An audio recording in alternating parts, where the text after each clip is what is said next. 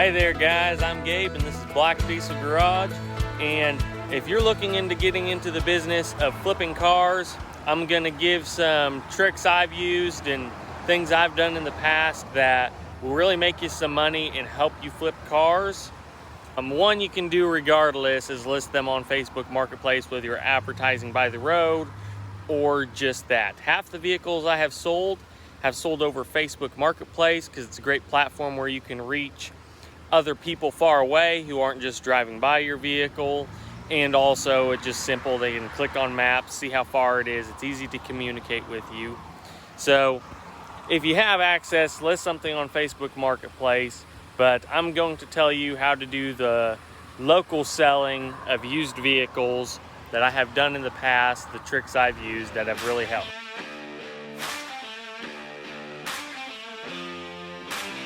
Number one, anything with sales is you want to buy low and sell high. That's just how sales work.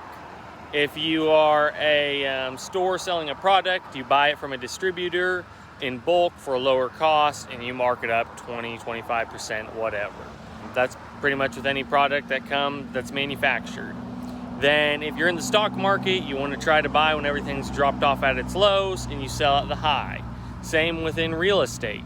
They say you can buy a house in the market of real estate at a normal price and it should grow over time and you should get more. But the people that are actually in real estate making a lot of money, the people who are buying and selling the houses, buy at the low points, they buy below value and try to sell above and usually land at a price closer to value rather than above. But there's a lot of depending on factors in there.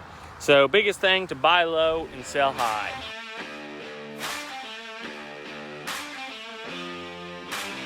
And how do you buy low and sell high?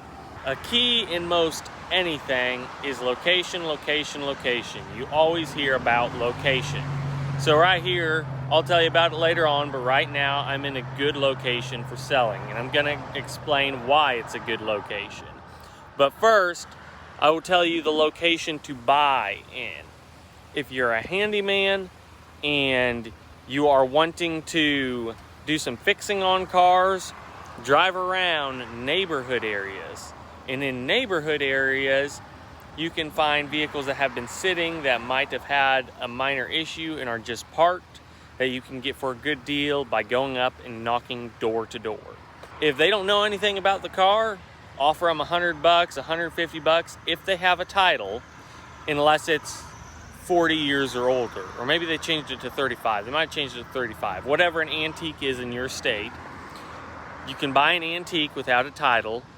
So whatever antique is just in older, you can buy them without a title because you can get rid of them without a title. But if you don't know much about it, make sure you get the title, make sure they've signed it, and make sure that you're paying below what average scrap price for a vehicle in your area is if they cannot tell you much about the vehicle, because buying non-running vehicles is a gamble. So offer them $100, whatever, if they can't tell you anything about the vehicle. They may sell it, they may not, but it's better than paying $300 for something that could be a good deal and then finding out it has a bad motor or transmission. I have done that multiple times. I am experienced in paying too much for the hope of maybe it's good and winding up with a lemon. So don't do that. But when you drive through these neighborhood areas and like these 2-lane country roads, you won't find too much on the country roads. Well, you will in the way of not running, but not vehicles parked for sale. But sometimes in the rural areas, not rural, urban areas, just around townhouses and stuff, you'll find vehicles sitting in the driveway for sale. Those are generally running vehicles. You can find some parked by the driveway, usually with grass around them, non-running vehicles. If you're not that mechanical, buy the running ones. If you're mechanical, buy both. I don't think used cars is the business to be in if you're not mechanical, because then you can't tell as well if they're good buy and you don't know the selling points to talk to your customer of how to sell them. So location, go to the not good selling locations to buy, because you can get them at a way discounted price technically. They'll sell for a lot less because they won't sell, if that makes any sense.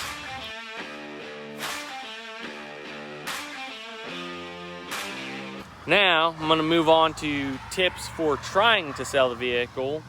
Let's say I bought this, which generally you wouldn't be buying trucks like this, but whatever. Once you have bought the vehicle, people pay for convenience and people pay for looks.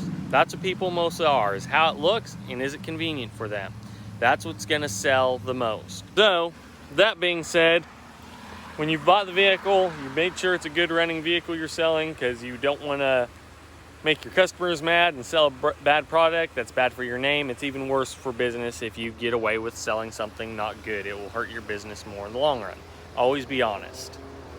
But the biggest thing, once you've got the vehicle running, or if you've bought a running vehicle, is clean it up.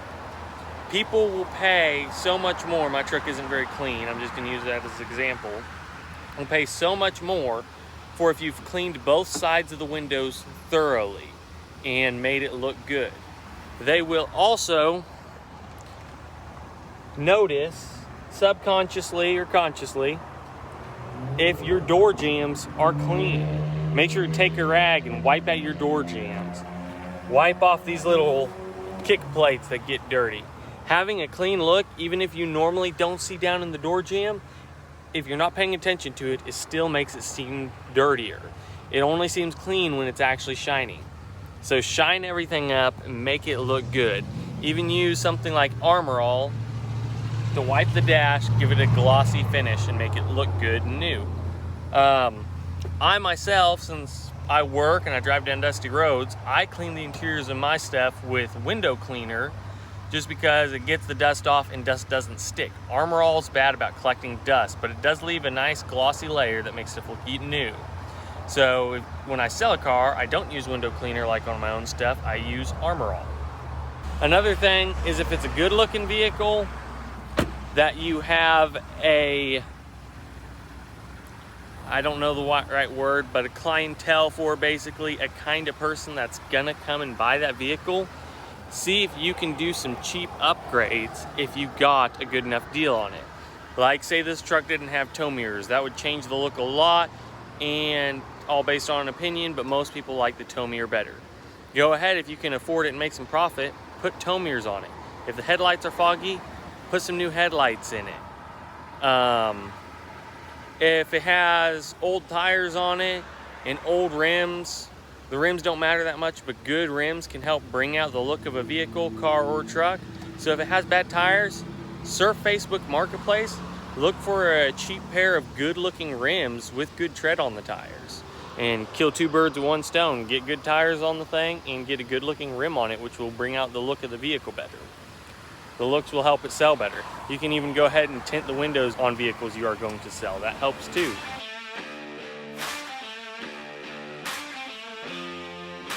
Next, I'll talk about location, as in selling your vehicle. And in my opinion, this is one of the most important parts. That's why you can go buy the vehicles cheap all around, because they're not in the good location. Now, this is a great location. This is just a parking lot. I have found a lot of these that actually have sheds in them sitting out front too. I don't know what the correlation is with that, whether the companies are working with other businesses or whether it's just their own inventory, but there's nothing here in this spot right now. But the other day I saw a pickup truck sitting here for sale, and it's gone now. But people also want to look at something without confrontation, without a salesman coming up to them. So if you find an area like this, this is what I look for. We have a main road with a lot of traffic, so we're going to get a lot of people seeing this, more likely to hit the person that's looking to buy one of these. And then it's usually a business like this or something. You can generally pay to have a vehicle out front. There's usually one in every city, a company that lets people pay $5 a day to park your vehicle out here. And yeah, that kind of gets expensive. In 4 days, you spend 20 bucks. It can rack up quickly. But it's so worth having the good location where a lot of people see it, where they can come up and look themselves without a salesman bothering them and just see what's up, see what it is. The biggest thing is having a lot of people seeing it and having them feel comfortable to look at it. I'm one of these kinds of people. I don't like going into a dealership. Sometimes I want to look at the vehicles there, but I don't go in just because I don't want to have to talk to a salesperson. I'm just bobbing in and looking real quick. In this thing, I went after hours, but I just bobbed in and looked real quick, and I'm like, oh, I kind of like that, and I wound up buying it. There may have been some things like that in the past I kept away from just because I passed during business hours and I didn't want to talk to a salesman. Whereas if you pay to put your truck or car out by a road that's well traveled, anyone can see it, get a lot of exposure, and they don't have to talk to anybody to look at it. So you'll get more people to come up to it that way too. And there's just people already in the parking lot. So that's what I look for. I look for a business on a main road with a lot of traffic in a town where you can pay to have your vehicle out front, and that $5, in my opinion, is way worth it. Every once in a while you'll have the occasional bite on Marketplace where someone will buy it before you've really had any interest of it sitting out front. But also there's a lot of times where you'll have 10 people look at the one thing in a day and no one respond to you on Marketplace, and you'll get that thing sold because of the exposure. So I definitely recommend paying $5 a day for a spot where you get a lot of exposure. In the long run, time is money, and it will pay off spending the money because it will save you a lot of time and just gets it sold. And also that's one thing I look for too. I look for vehicles that have been sitting for a while trying to be sold. So I'm trying to buy stuff and move stuff, so I want it gone. So if I had it for a while, I'm anxious to get rid of it and just have the cash, get away from the thing. So I'm willing to sell for cheaper if I've had it quite a while.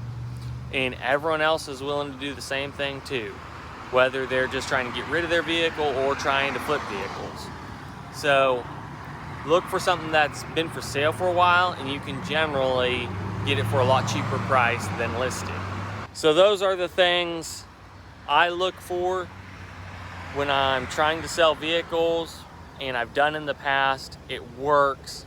In my opinion, those are the ways to do it. If you're trying to make money, do that. That's the way to do it, the way to get it done, the way to get it flowing good. And another thing, if you're paying $5 a day for this spot, that's not bad compared to having the exposure that you're getting and having to buy some building uptown and own the building and pay property taxes and keep the lights on. It's so much cheaper just to, when you have something for sale, park it there. It's a lot cheaper just paying the $5 a day, and you get the same exposure as a dealership, and yet also you don't have the, not the right word, but conflict of having to talk to a salesperson. So that's a big plus with finding a spot like this to sell your vehicle. And now, if you guys are interested and have made it all the way in this video, comment down below, and if I get quite a few comments on this, I'll go ahead and say another way I like to buy cheap vehicles, and some of the vehicles I recommend to buy as cheap flip vehicles.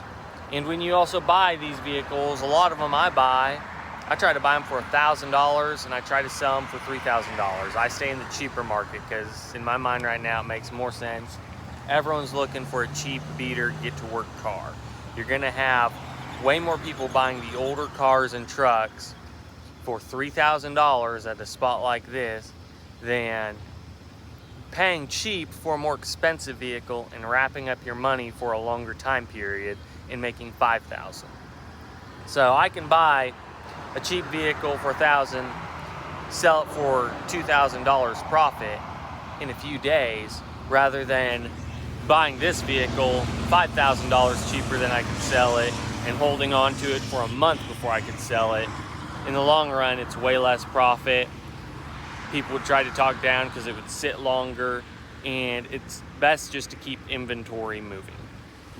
So if you guys are interested in hearing the vehicles that I would recommend on buying and flipping, some good ones that have worked great for me, I will make a video on that if enough people comment asking for that. And I hope this video was informational to you guys I hope it helps you. I hope you think more openly if you're thinking about doing this, and it just helps encourage you to do this, because it's a great way to make extra money on the side if you work a normal job, or just make money. I've done it both ways. Didn't have a job and did it. So hope this video was helpful, and once again, thank you guys for all the support, all the liking, subscribing, and sharing. It greatly helps boost the channel and makes it easier to put out this content for you guys, makes it more worth it and more rewarding making these videos for you guys. So thank you very much, and we'll catch you next time on Black Diesel Garage. See you guys.